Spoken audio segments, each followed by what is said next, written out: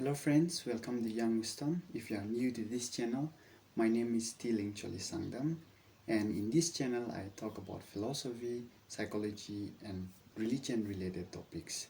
And if those are the topics that you are looking for, I'm glad that you're in the right place. I'm just so happy that about 70 to 75% of all my viewers are men. And so I thought I would make a very special video for men, something related to men's mental health. When we look at statistics, all the educational videos, all the educational channels, mostly it's the men who watches them. And so thank you for your continuous support towards my channel. As a gratitude to all the men who watches my video, I would want to share these thoughts with you. So talking about men's mental health, we know how important mental health is. Mental health is equally as important as our physical health. You know for sure that when you do not have good health, although you would wish to do something, although you would wish to do something good, although you would wish to go somewhere and have a productive day, you cannot really have a productive life. Or when you don't have a good physical health, you cannot really have a productive life, you cannot really have a productive day. You cannot contribute much to the society, you cannot contribute to yourself. In fact, you cannot live a productive life, in short. So likewise, when we do not have good mental health, we cannot be productive either. We cannot be an asset for our society. You cannot be an asset for people around you. You cannot be a good source for friends around you. You cannot be a productive person. And so mental health becomes equally as important as physical health. So let's see how WHO, World Health Organization, defines mental health. This is how WHO defines mental health: a state of mental well-being in which an individual realizes their own abilities, can cope with the normal stresses or stressors of life, can work productively, and is able to contribute to the community. So that is how WHO defines mental health as. It's a very broad definition, and it's a very good definition that WHO has come up in defining what mental health is. See, as a responsible man, as a responsible human beings, we all take different responsibilities and we are all surrounded by daily stressors of life, like academic pressures, workloads, right? And certain other responsibilities. Your responsibility is to take care of your family, your children, to be responsible for yourself, to be responsible for your family, to be responsible for the society. So to be a responsible man, or to be a productive man, or to be a social being is to be surrounded by all the stressors of life. So when you are in that domain surrounded by all the stressors of life, how do you cope up with? And if you are in a state despite surrounded by all the stressors of life, if you are able to cope up with the situation, if you are able to overcome all those obstacles in life, it shows that you are in a good mental state because you are able to cope up with. Despite surrounded by different kinds of difficulties and challenges, you're able to cope up with the situation. You're able to handle the situation. You are being positive and optimistic. That is what it's like to be in a good mental state. When we talk about well-being, because mental health is purely concerned for an individual's well-being. So when we talk about well-being, well-being is not just being physically well. We look at spiritual well-being, social well-being, mental well-being, and physical well-being. Now, talking about well-being, well-being is not just the absence of illness or disease. It is also the presence of positivity in life. It's about how positive you are when negativity surrounds you. It's about how optimistic you are when challenges hits you. It's about how well you cope up with the changing situation. It's like how well do you take up situation? How well do you overcome? How well do you leap over all the obstacles that surrounds you? All these aspects of well-being adds up to your general well-being. As a responsible citizen and as a responsible human beings, or as a responsible man, we do not just live a purposeless life. And well-being is also having a sense of purpose of life, meaning You are sure about where you are heading to. You are sure about what you are doing. You are sure about your life. I think it was Plato or Socrates who said, unexamined life is not worth living. It's like when you don't examine your life, when you don't focus about your life, when you are not sure about your life, when you are not sure about what you are doing, if you are just living an idle life, then that life is not worth living. A life that is unable to examine, a life that is unable to reason, a life that is unable to think about self and understand the condition, understand the situation, is not worth living. And as somebody said, chaos is when you are not sure where you are heading to. Chaos is when you do not know where you are going. That is chaos because you are completely lost. And as a responsible man, you and I, we have a lot of things to bear in our shoulder. We have a lot of things to carry in our shoulder. We have family responsibilities. We have social responsibilities. We have moral responsibilities to bear. Like we are surrounded by different kinds of obstacles, challenges, and responsibilities. And amidst all these responsibilities, wouldn't it be nice when we reason? Wouldn't it be nice where we are sure where we are heading to? We live a purposeful life. Like we exactly know where we are going to. We exactly know what steps are we taking. And that is well-being. Well-being also is the presence of purpose. Viktor Frankl, who came up with the idea of logotherapy, he talked about meaning of life. Difficulty is when we do not find meaning. Difficulty is when we do not understand the meaning of our existence. And that is why the whole idea of logotherapy is to help you find, indicate the meaning and purpose of your life. If you are not living a purposeful life, then life is completely lost. Despite existing in a physical world, despite existing materially, despite existing you as a person, you don't have a purpose. You don't know where you are heading to. And so that is life. And that is the whole idea of logotherapy. It helps you figure out the meaning. It helps you understand that life is not purposeless, life is meaningful. And every person's life, every individual is striving to find the meaning and purpose in life. And so that is logotherapy. Next thing, healthy relationship. Relationship is much required. And whether it be romantic relationship or relationship that you maintain with your family or your friends or any relationship that you can consider, relationship is very much necessary. And so talking about romantic relationship, I think main when you grow up, when you start focusing on the purpose of your life, when you start living a straight life, and when you are heading towards success, when your life is purpose driven, a man whose life is purpose driven also needs people who supports and who would be there to appreciate the purpose that a person is striving to achieve, or the goal that an individual is striving to achieve. Like we always, no matter how good we think we are, no matter how self-sufficient do we think we always need somebody. Maybe we need a romantic partner in due time. We need good family relationship. We need good friends. Whether it be one, whether it be two, we need a legitimate. We need a genuine friendship. We need a genuine friends who will really stand for you. And that is why what's really interesting about Proverbs is that Proverbs says, a friend loves at all time. It's like no matter what you do, a good friend will scold you. A good friend will risk even friendship to correct you. You know what I mean? Because we all are self-centered human beings. We are all egocentric, self-centered, self-sufficient human beings who does not want correction, who wants to be the right one, right? Who always thinks that what we speak and what we do is correct. We would do anything to defend our viewpoints. We would do anything to defend our life. As realists would describe the nature of human beings as brutal, human beings have selfish, and human beings have uh, all the negative instincts that we have about life.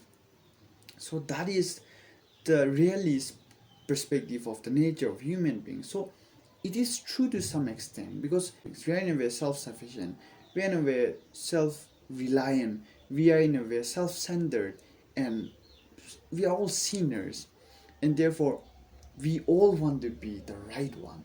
We all don't want to be the one that is at the fault.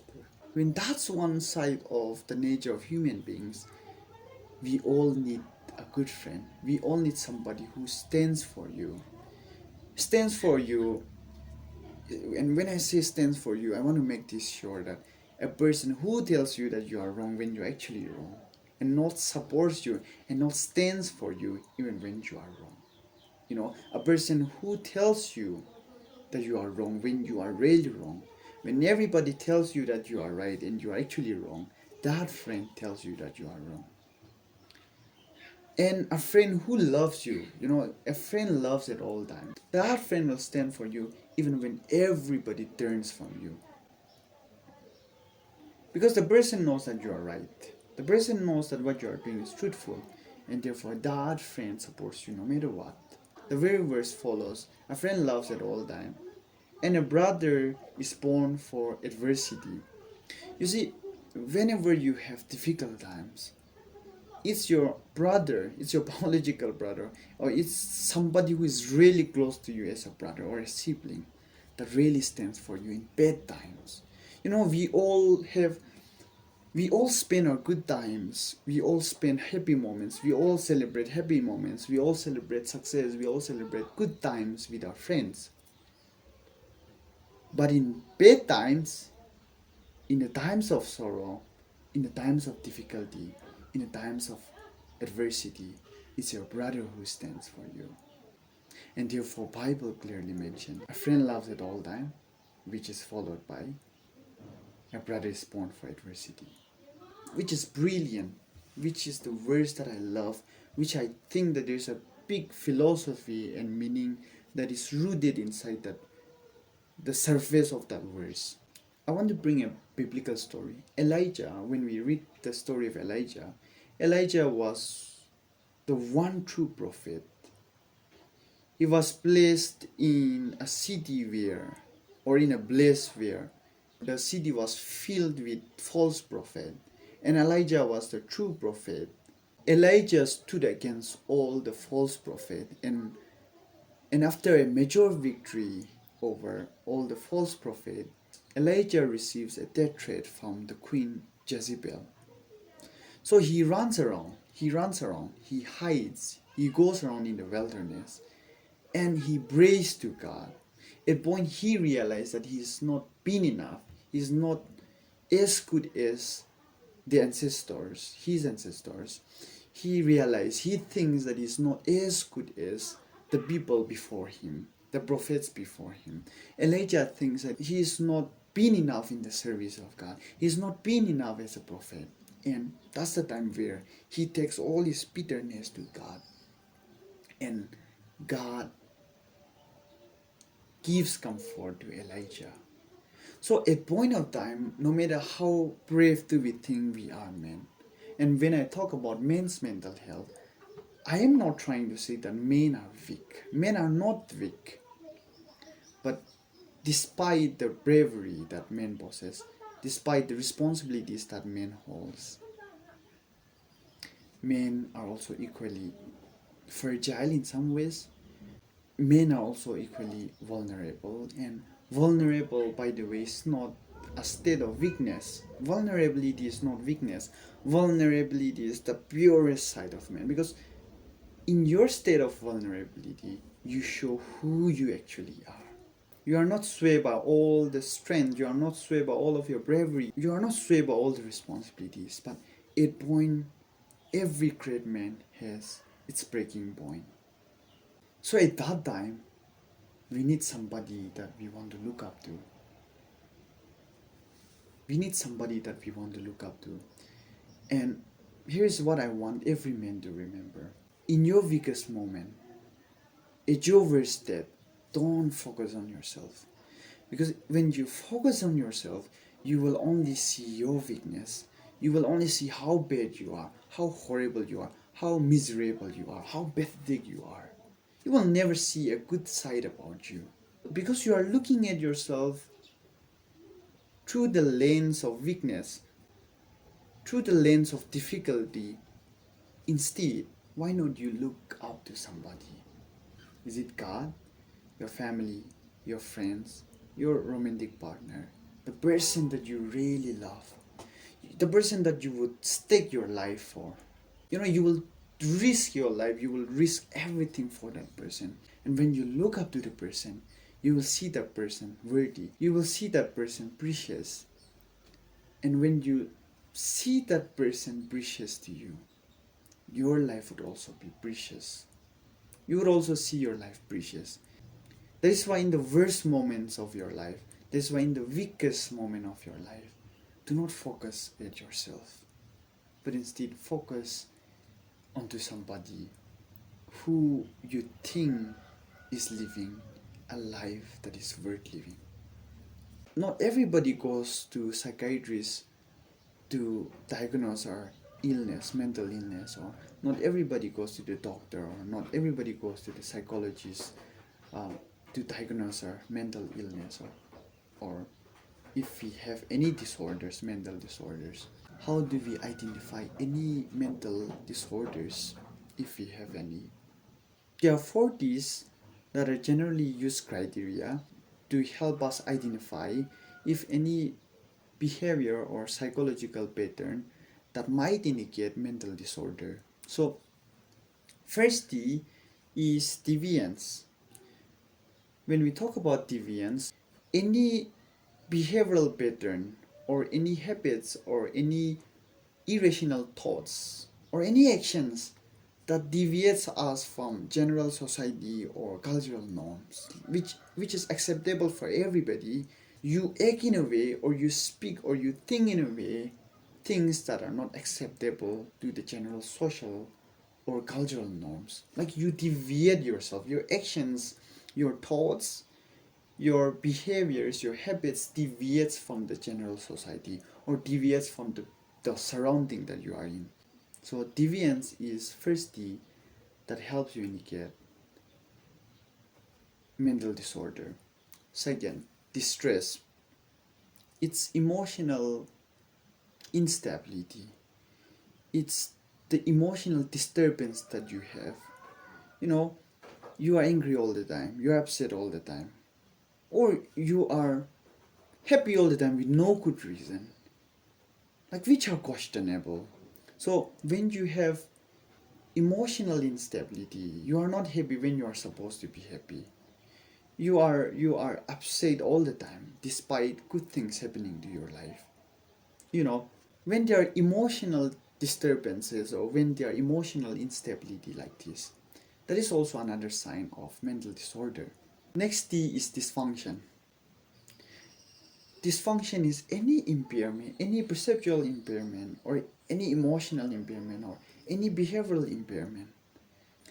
You don't see the way it's supposed to be seen. You don't perceive the way you're supposed to perceive.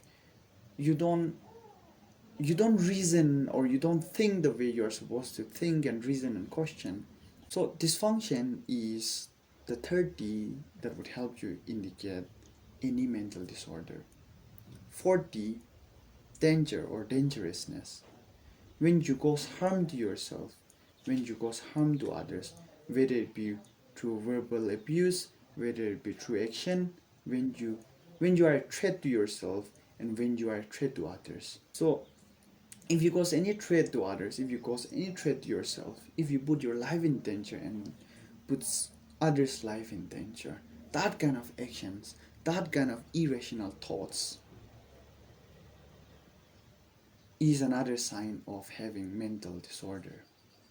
When you experience any of these, it is always advisable to go reach out to the psychiatrist or to any psychologist or to any community help line or any community help center who can give you healthcare. So it's always advisable to reach out to people. It's always advisable to professionals so that you get the care that you need. So those are the D's. Now, mental disorders are generally characterized by a combination of abnormal thoughts, perception, emotions, behavior, and relationship with others.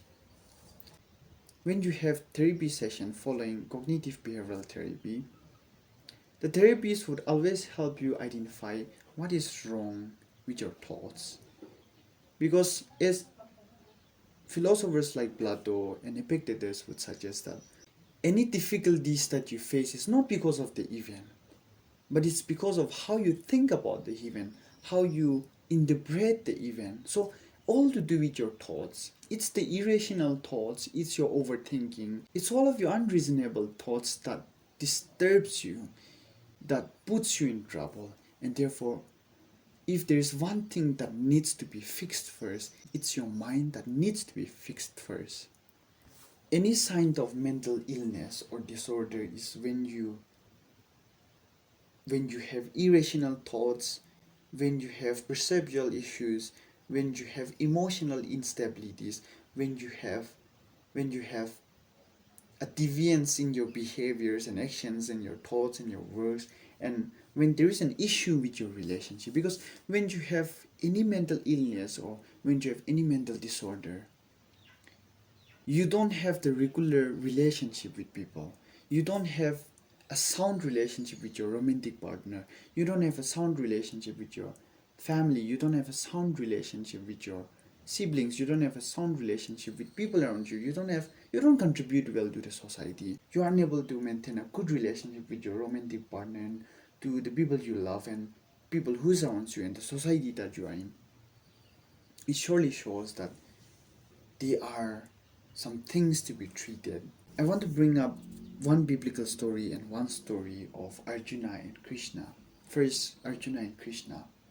In Bhagavad Gita, in the middle of the battlefield, Arjuna gets completely lost because Arjuna is fighting against his whole family. Because the war, the battle is between the two brothers, between the family only.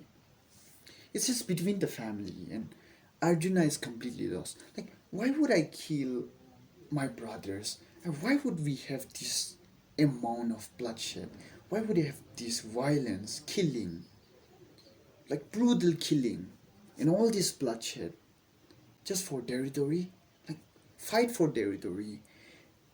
And Arjuna is completely lost. Arjuna is completely in dilemma on what to do, what to decide, whether to fight or whether to retreat.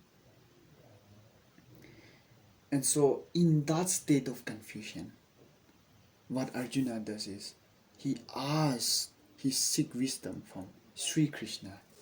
And Sri Krishna is a wise God. He helps Arjuna.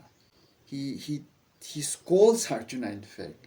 He encourages Arjuna to take up the responsibility, to do his duty rightfully. So Sri Krishna's philosophy in that very particular battlefield is that it's better to do your duty imperfectly than to do others' duty perfectly. Because that's what Arjuna is supposed to do. Him as a soldier, him as a warrior. His duty is to fight. His duty is to be in the war. So whenever we come across a time where we are confused and when we cannot decide and we forget our roles, we forget our responsibilities, it's always good to seek help from somebody that we look up to.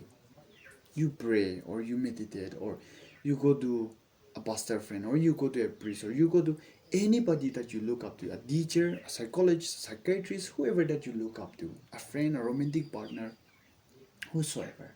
It's always good to take your irrational thoughts. It's always good to show yourself that you are lost. In the Bible, the book of Ruth, when we read the story of Ruth, we see Naomi. Naomi is a widow, and all she have is nothing but her two daughters-in-laws. And Naomi, losing everything, at points find herself that her life is a curse. Because she lost everything, she has nothing. No wealth, no husband, no sons. So she asked her two daughters to leave her and go back to their father's place so that they live happily. After several conversations, one of the daughter-in-laws leave Naomi. And Naomi asked the daughter-in-laws, to call her Mara. And Mara means bitter. Her life is bitter because everything is lost. Life is like meaningless. Life seems to be cursed. And in that very moment of hopelessness, where she see herself as somebody with no vision, somebody who is lost, somebody whose life is not worth living, Ruth comes and clung to the mother-in-law. That shows that there should be a person who will take refuge in you, who will take comfort in you, even when you find yourself lost.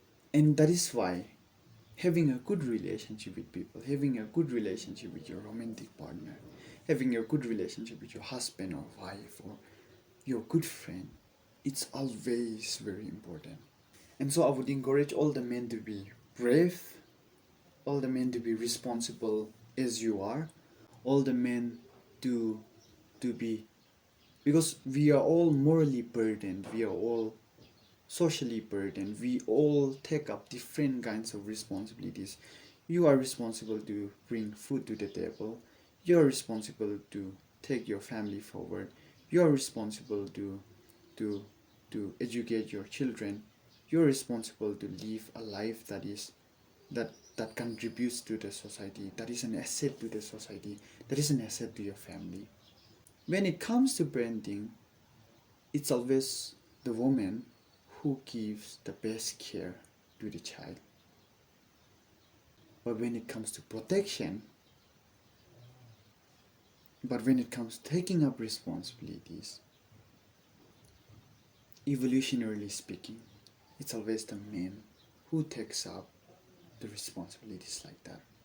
I don't want to misconstrue any concept by saying this, but man has a lot to do. Man has a lot of responsibilities to bear on our shoulders. We should be productive to our society. We should be a source of contribution to the society, to our family. We should be living a life that your family, your children looks up to. And different studies shows that people who attend any religious gathering, church or any prayer settings or any meditation or any religious settings always performs better when it comes to mental health. So it's always good to attach yourself to a bigger power. It's always good to take yourself forward to God. And so I would encourage all the men to be a better man, to be more responsible men. And I wish all the men a better life and better mental health.